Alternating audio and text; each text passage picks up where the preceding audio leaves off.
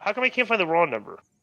Raw rating slightly up for Cena's return, but it's also its third lowest number since football season ended. It's 1.83 million. That's their average number.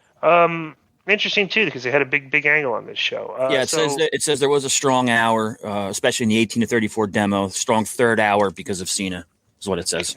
Yeah, but all right. So next is I was reading somewhere he really increased their ticket sales. Yeah, throw your mic down. Yeah. I was reading somewhere he really increased their ticket sales. So Raw opens up. Heyman said Heyman's backstage with Solo, Jimmy, and Jimmy. And Heyman called Roman telling Jimmy to solve the Sami Zayn problem. And Heyman said Zayn and survived SmackDown would appear live on Raw. And Heyman said Sikoa would solve the Kevin Owens problems during Raw, while Jimmy would solve the Zayn problem once and forever, regardless whether Jey Uso came to Zayn.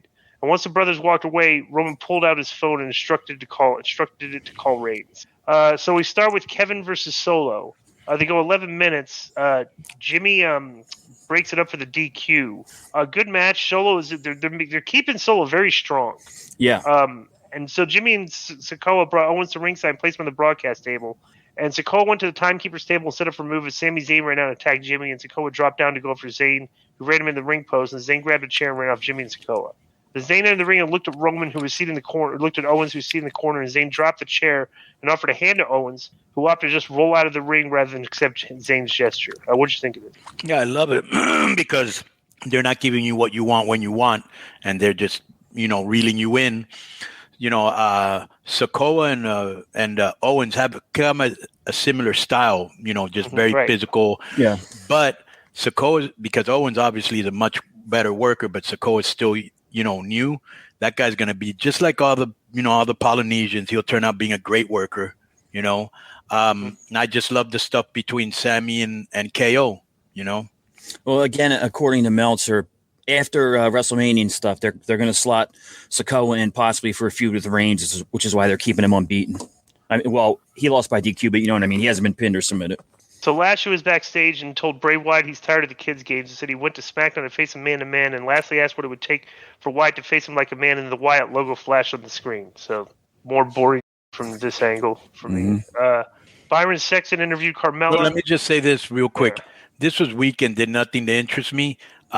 In this, I hope they know this may not be a good match and have smoke and mirrors or a hybrid cinematic match or something, because this just does not sound like it's going to be good. So Byron Saxton interviewed Carmella about her match with Bianca. She said that beating Belair would get her out to the Raw Women's Championship WrestleMania. And Chelsea Green showed up and applauded Carmella.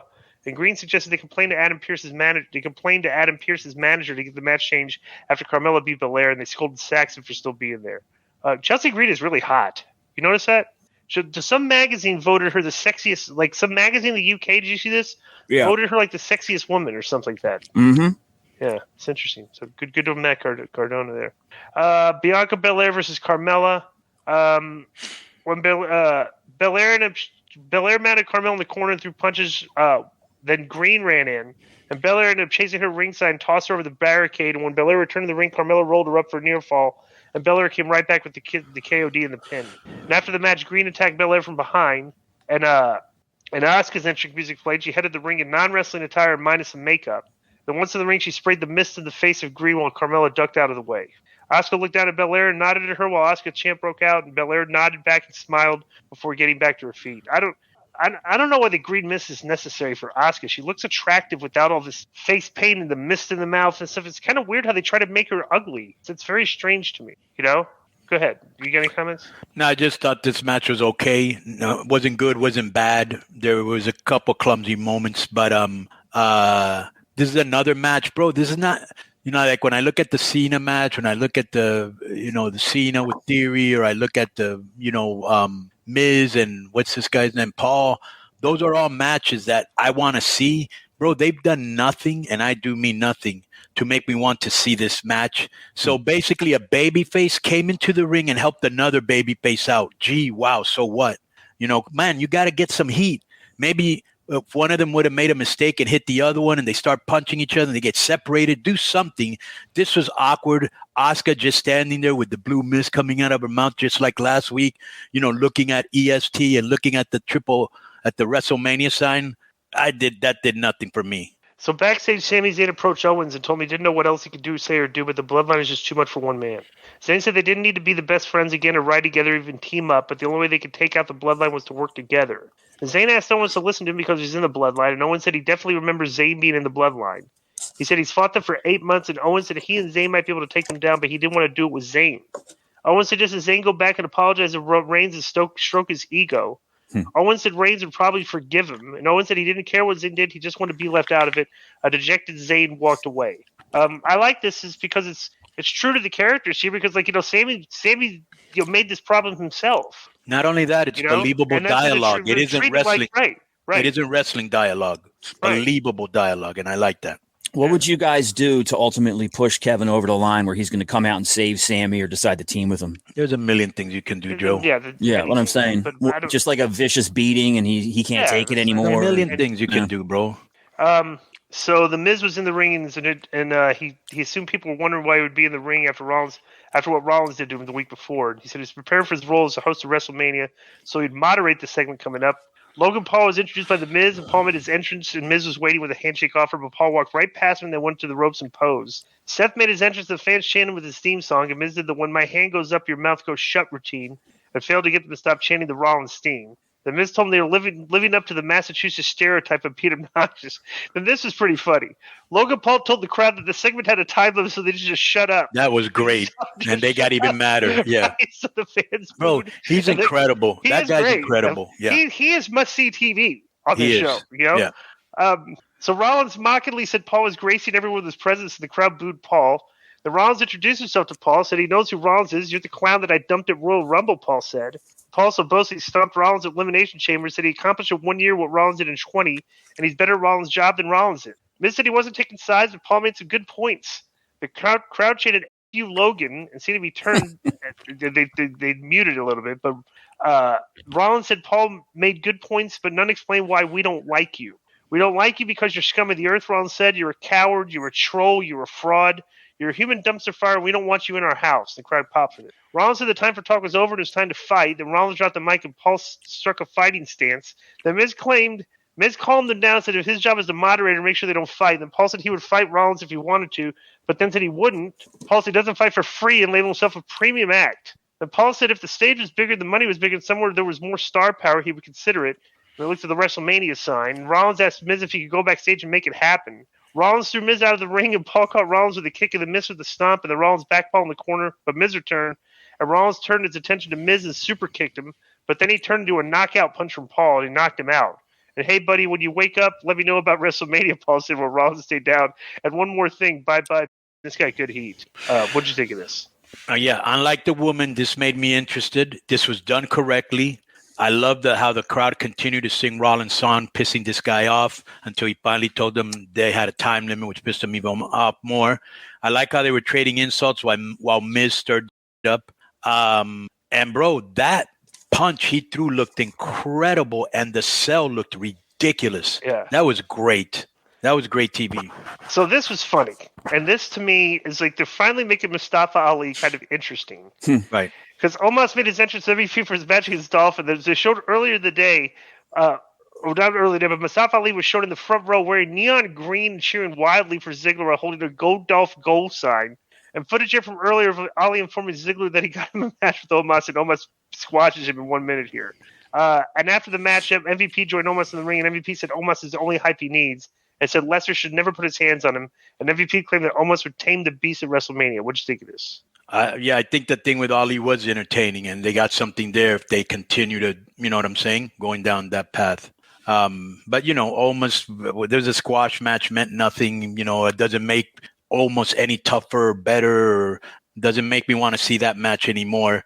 But like I said before, I do want to see Lesnar suplex him and what type of, moves he's going to let Omos do to him. Yeah, it'll be a spectacle. Maxine Dupree was showing Mansois and Massey admiring someone off camera. He has it, Dupree said. Baron Corbin in the picture assumed she was talking about him, and he spoke about how bad things have been going for him lately. And we were talking about him, Mansois said, and the camera turned to show Otis and Chad Gable posing. And Dupree told Corbin that if he took Gable out of the picture, she would consider taking him on as a client.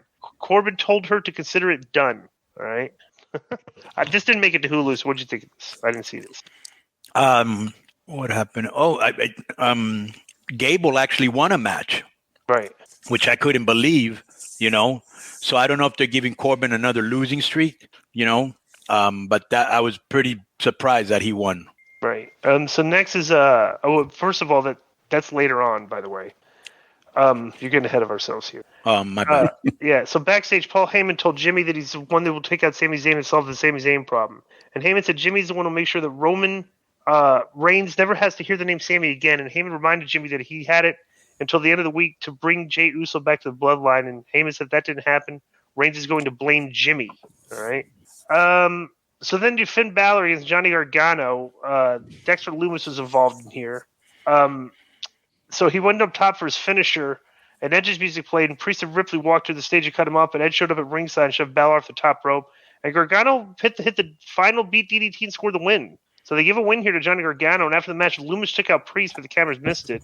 And Edge in the ring and speared Balor, and Edge left the ring and sat on the barricade while the camera got a shot of the WrestleMania sign over his shoulder. So the WrestleMania card is taking form. Yeah. So what do you think of this, Konnan? Yeah, I'm not sure why Lumis is with Gargano. I know they did a little angle before, but there's no real reason for them to be together. Obviously, Edge came out. Obviously, they were looking at him, Damian and Rhea Ripley, and they didn't see when they pushed the guy off the top rope, which allowed Gargano to hit the finish. But, bro, I'm not hating. I'm just stating. And tell me if there's somebody that's more over pushed than Gargano. Has he even done a job? Bro, he's not over. Listen to the crowd. Yeah. I don't know. I'm not. I don't have any criticisms of him. Just like he's just there. Yeah. Footage here to Piper Niven attacking Candice LeRae if she's beaten by her last week, and then Piper Niven against Nikki Cross, and Nikki Cross gets beaten 1 minute. Did you see this? No, just didn't make it. Right, it was like less than a minute. It was terrible.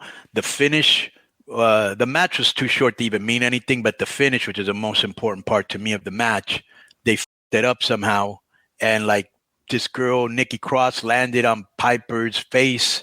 She busted her nose or something? Yeah, and she was selling it afterwards. Did nothing for anybody, bro.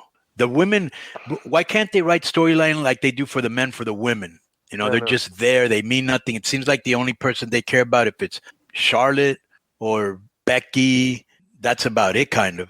And Bailey. So Rick Boogs was talking with the guy in the back when Elias showed up, and Elias said the only way that Boogs would learn is if he does it himself.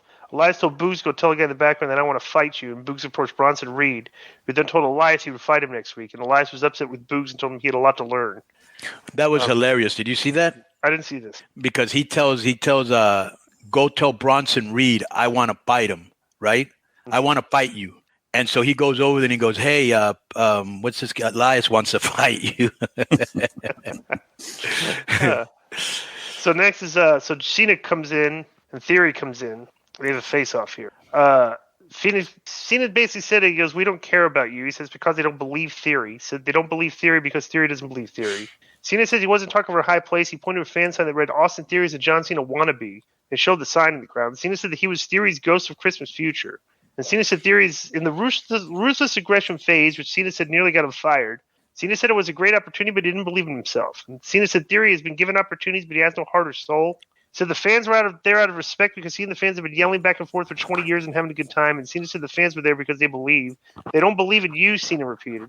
Cena said Theory was a pair of trunks away from being a jabroni. Cena said it was a feedback sandwich and I would say something good. He said Theory is the best name in WWE history. He mentioned Steve Austin, The Rock, The Undertaker. Said there's no name better than Theory because that's exactly what Theory is, a theory. Said that in theory, Theory should be great because he's exactly what the WWE executives look for. In theory, everyone should be here to see you, but no one cares, Cena said. His gift to Theory is that he can turn around and leave and we'll walk out of here in one piece. Theory said he wasn't going anywhere, just like the bald spot on John Cena's head wasn't going anywhere. That was a good line. And Cena removed his hat and showed it off and then said he was proud to be in the senior circuit. And Theory pointed out Cena's never give up t-shirt and questioned if Cena was saying no and giving up. Theory pointed to Cena's respect hat and then questioned where his respect was for all of this. And Theory said Cena had a golden ticket to face at WrestleMania and he was giving up. Theory asked where the hustle, loyalty, and respect was. Theory asked the fans if they wanted to see him at WrestleMania and the fans cheered. And Theory told him to shut up because Cena said no. Theory said it's true that you don't want to meet your heroes because when you do, they just disappoint. And Cena said he'd rather be bald than have fake crowd noise pumped in because nobody cares. And Cena said Theory really is a dumb son of a... He said he didn't say no because he gave up. He said no because Theory isn't ready. Cena said if they have a match at WrestleMania and Theory loses, Theory is done. And Cena said that they have a match and Theory wins, Theory loses everything. He said that Theory may win the day, but he'd have to go out on Monday and be eaten alive by the night after WrestleMania crowd. And Cena said Theory left him no choice because he brought the fans into it. Now he had to ask them. Cena looked to the crowd. He thanked his family for being there, said it meant a lot to him. And Cena told the fans he needed their help. He asked if fans wanted to see them wrestle WrestleMania. The fans said yes.